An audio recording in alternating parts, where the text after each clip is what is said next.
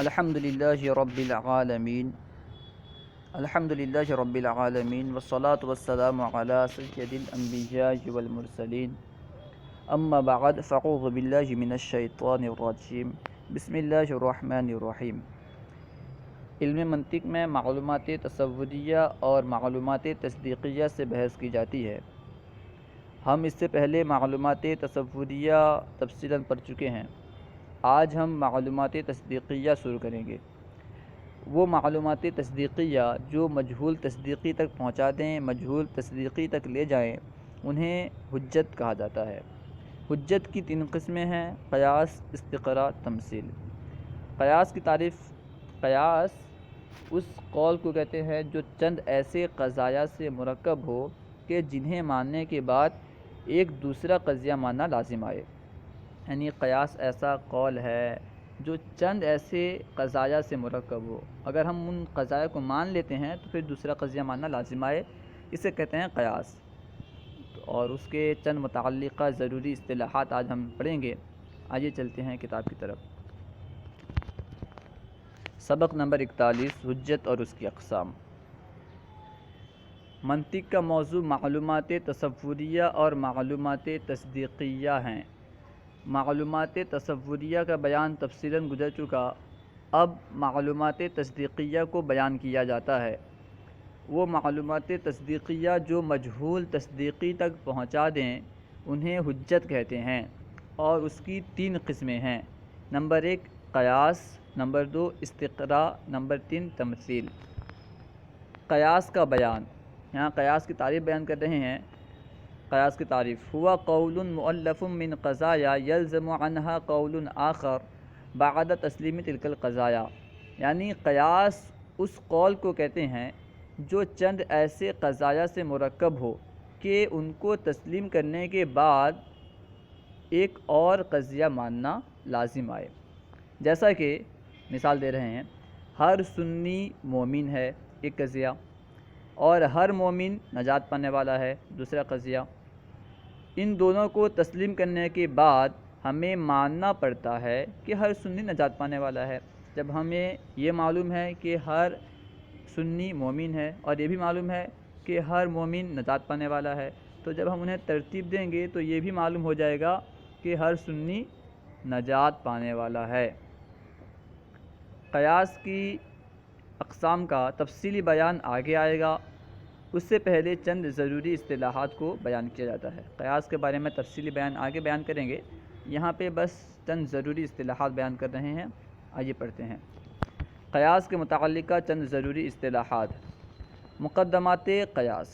مقدمات قیاس کسے کہتے ہیں بیان کر رہے ہیں: جن قضایا سے قیاس مرکب ہوتا ہے انہیں مقدمات قیاس کہا جاتا ہے۔ جن قضایا سے قیاس مرکب ہوتا ہے، قیاس بنتا ہے، انہیں مقدمات قیاس کہا جاتا ہے۔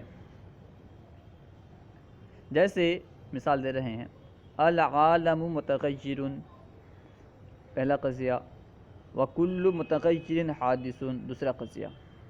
نتیجہ نکلے گا العالم حادث، یعنی عالم بدلنے والا ہے، متغیر ہے، اور ہر متغیر چیز، جو بھی بدلنے والی چیز ہو وہ حادث ہوتی ہے، لہٰذا عالم بھی کیا ہے؟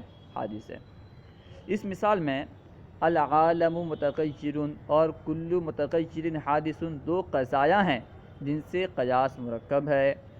یہ قضایا مقدمات قیاس کہلائیں گے کیونکہ قیاس ان سے مرکب ہے۔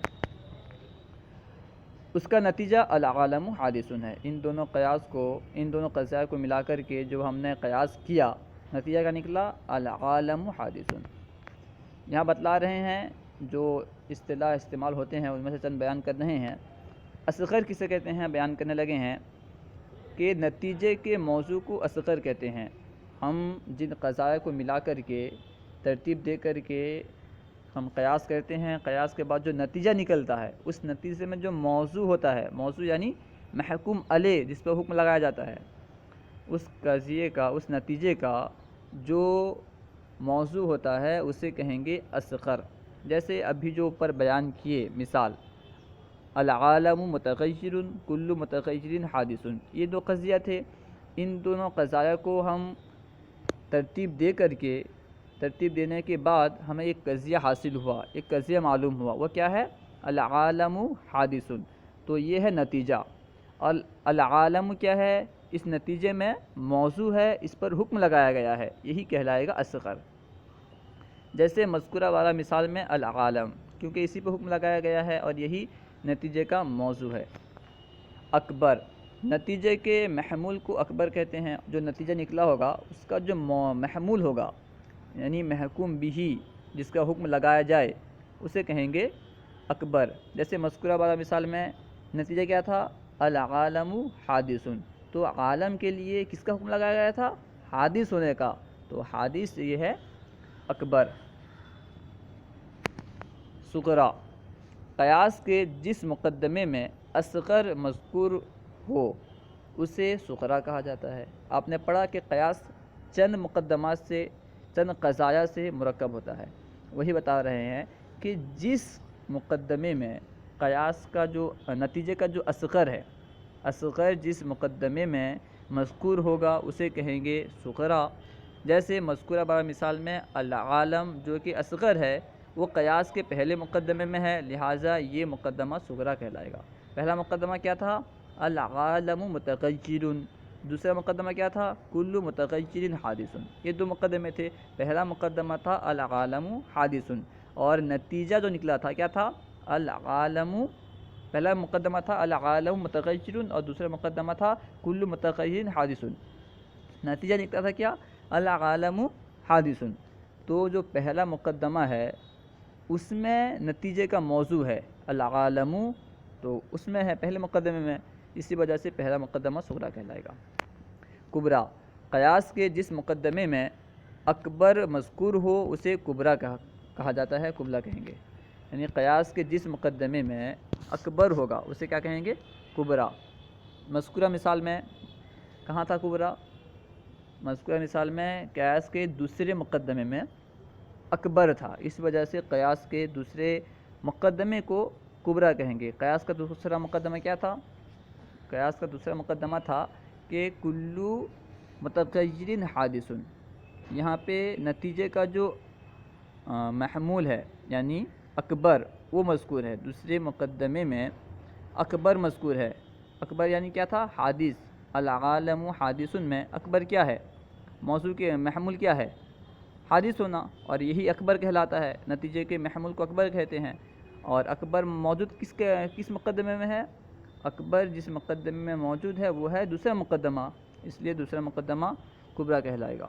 دیکھیں، قیاس کے جس مقدمے میں اکبر مذکور ہو اسے کبریٰ کہا جاتا ہے۔ جیسے مذکورہ مثالوں میں جادت حادث، مذکورہ مثال میں حادث جو کہ اکبر ہے اور قیاس کے دوسرے مقدمے میں موجود ہے، لہٰذا یہ مقدمہ کبریٰ کہلائے گا۔ اکبر دوسرے مقدمے میں موجود ہے، اس وجہ سے دوسرا مقدمہ کبریٰ کہلائے گا۔ حد اوسط کسے کہتے ہیں؟ بیان کر رہے ہیں جو چیز قیاس کے مقدمات میں مکرر مذکور ہو اسے کہیں گے حد اوسط، یعنی جو چیز دونوں مقدمے میں مکرر ہو، پہلے میں بھی ہو بعد میں بھی ہو، اسے کہیں گے حد اوسط۔ جیسے مذکورہ مثال میں کیا ہے؟ متغیر، یہ دونوں میں کیا ہے؟ متکرر ہے، دونوں میں تکرار کے ساتھ آیا ہے۔ جیسے پہلا مقدمہ تھا العالم متغیر، اس مقدمے میں بھی متغیر ہے۔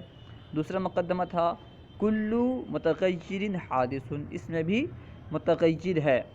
تو یہ جو لفظ متغیر ہے دونوں میں ہے، دونوں مقدمے میں مذکور ہے، دونوں میں یہ تکرار کے ساتھ آیا ہے، تو اسی کو کہیں گے حد اوسط۔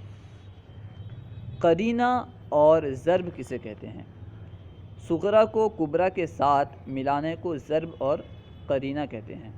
صغریٰ کو کبریٰ کے ساتھ، یعنی جس مقدمے میں اصغر ہو اور جس مقدمے میں اکبر ہو، ان دونوں کو ملانے کو کیا کہتے ہیں؟